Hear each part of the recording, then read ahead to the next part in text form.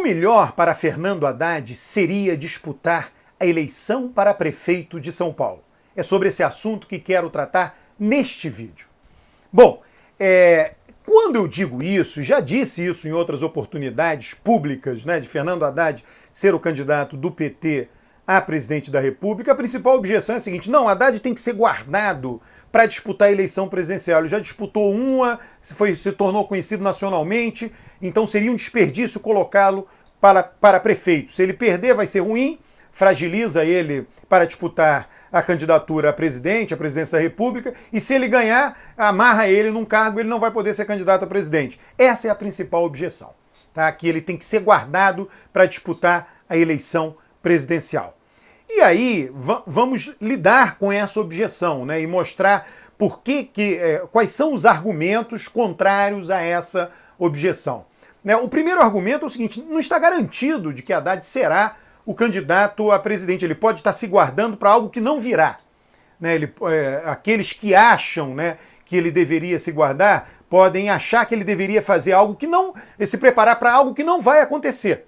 Né, se nós tomarmos a eleição de 2018, a preferência do PT, a preferência de Lula, era para que Jacques Wagner, do Nordeste, não por acaso do Nordeste, fosse o candidato do PT à presidência da República. Jacques Wagner declinou, ele não quis por razões pessoais, ele preferiu ser candidato ao Senado. E aí o nome natural foi o nome de Fernando Haddad. Ora, quem buscou uma candidatura nordestina, de um político nordestino, para a presidência da República em 2018, tende a buscar novamente uma candidatura nordestina para presidente em 2022. Rui Costa já se colocou. A possibilidade, né, com percalços, com dificuldades, etc., Flávio Dino sair do PCdoB e ir para o PT e se tornar o candidato. Então, o Nordeste hoje parece ter mais opções para um candidato do PT vindo da região Nordeste do que tinha em 2018. Então isso é uma ameaça grave, importante, para uma eventual candidatura de Fernando Haddad para a presidência da República em 2022.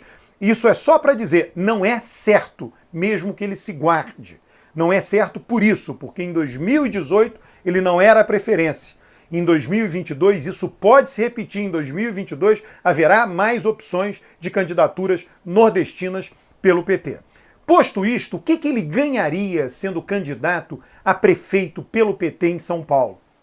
Bom, o que ele ganharia perdendo?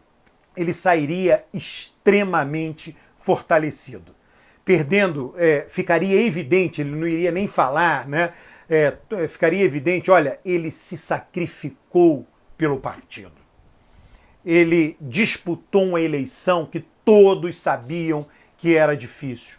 E ele se colocou para ser candidato, mesmo sabendo que tinha grandes chances de perder. Se ele perder, porque depois que perde as pessoas vão dizer, ó, viu? Entrou, né, depois que agora não, todo mundo acha que dá para ganhar, mas depois que perde todo mundo, viu? Ele entrou na disputa, uma disputa que era muito difícil ganhar. Então ele precisa ser reconhecido esse esforço e essa renúncia dele para uma causa maior, para uma missão maior, para uma missão concedida a ele, para uma missão solicitada a ele pelo partido. E isso fortaleceria, eu não tenho a menor dúvida, zero dúvida com relação a isso. Né? Uma outra, né? Então, ele perde a eleição, mas ele chega, vai numa reunião dentro do partido e diz, pessoal, tá aqui, me sacrifiquei, perdi a eleição, disputei uma eleição dura, agora eu estou aqui disposto a disputar uma eleição que também é dura, mas que eu já mostrei que eu fui bem na eleição passada. E é um argumento forte. É um argumento que arrebata a gente internamente, não tem a menor dúvida com relação a isso. Tá? Então essa é a hipótese de perder. A hipótese de ganhar, né? Porque aí a objeção principal é que Serra ganhou e saiu da prefeitura para ser governador, assinou lá em cartório, Dória disse que não ia fazer, e isso virou algo batido, né? Algo batido e que não pode ser repetido. Então, se ele ganha, ele cai num alçapão, né? Ele é preso dentro desse alçapão e ele não pode mais sair da prefeitura de São Paulo. Bom, vamos pensar nisso. Duas possibilidades. De fato, fica muito difícil ele sair. Ele fica sendo prefeito de São Paulo.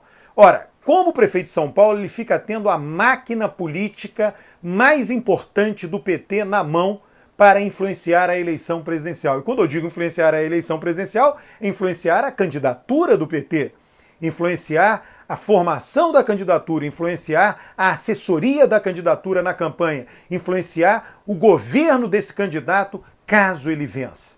Então ele fica numa posição muito forte, né? E ele fica alternado lá com o presidente da República.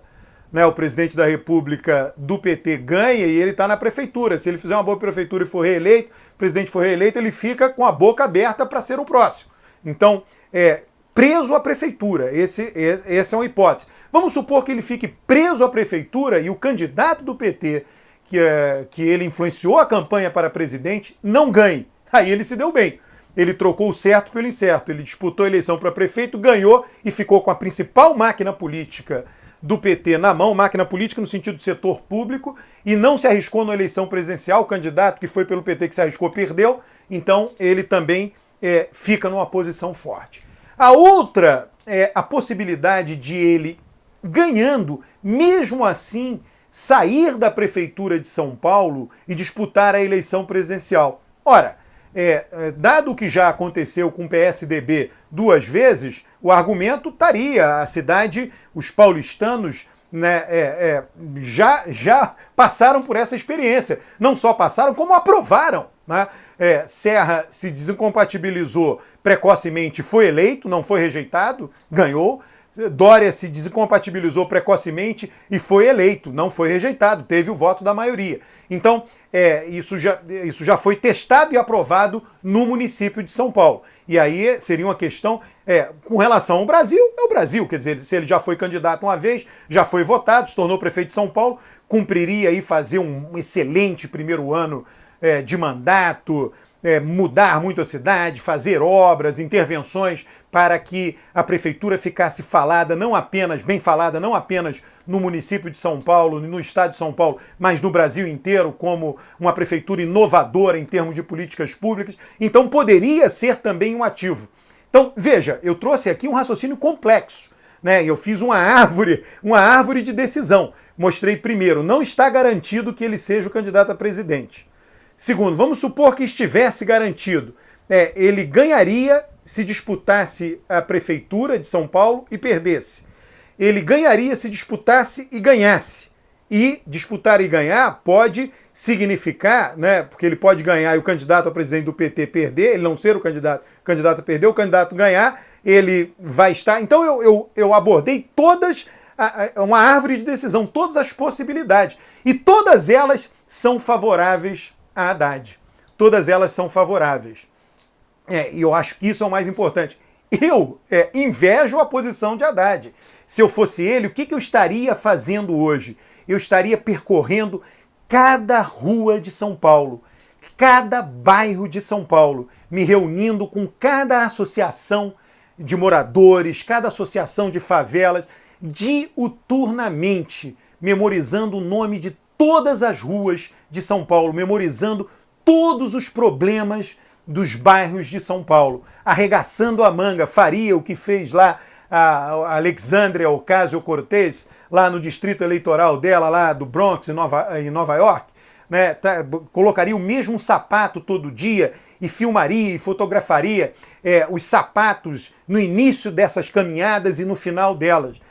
Faria o mesmo que fez o Axel Kicillof, lá quando disputou e venceu, né, a província de Buenos Aires na última eleição da Argentina aí, no ano passado. Ele percorreu, ele mediu quantos quilômetros de carro, quantos selfies ele tirou com os eleitores. Se eu fosse Haddad, estaria fazendo isso hoje. Quantas selfies, quantos beijos, quantos abraços, quantas reuniões, quantos discursos. Teria minha assessoria toda anotando todos os problemas da cidade, estaria de manga arregaçada na cidade, mostrando vibração, mostrando desejo de ser prefeito da cidade. Com isso, não só o eleitorado de São Paulo seria conquistado, mas o próprio partido seria conquistado. A simpatia de todos dentro do partido, dizendo, olha, essa figura que muito se empenhou para disputar e perdeu, merece a candidatura a presidente. Essa figura que muito se empenhou e disputar e ganhou e está fazendo uma boa prefeitura, tem que ser ouvida e, eventualmente, pode até ser o candidato a presidente. É virar a mesa.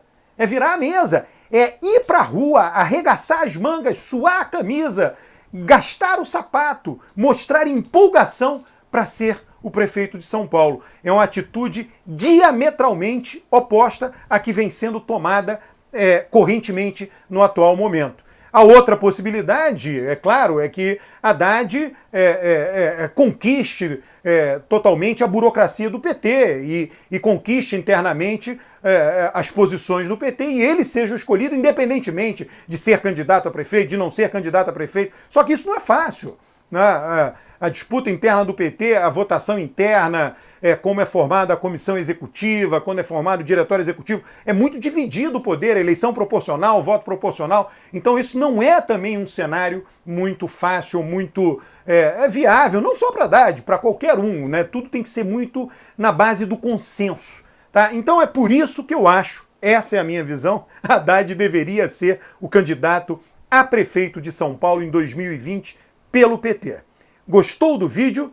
Dê o seu like. Não gostou, também dê, porque isso aqui é para debate. Isso aqui não é para você concordar comigo. Eu aceito, não concorde, mas vamos continuar dialogando. Vamos continuar ouvindo um ao outro. Você me ouve pelos vídeos e eu lhe ouço pelos comentários no YouTube.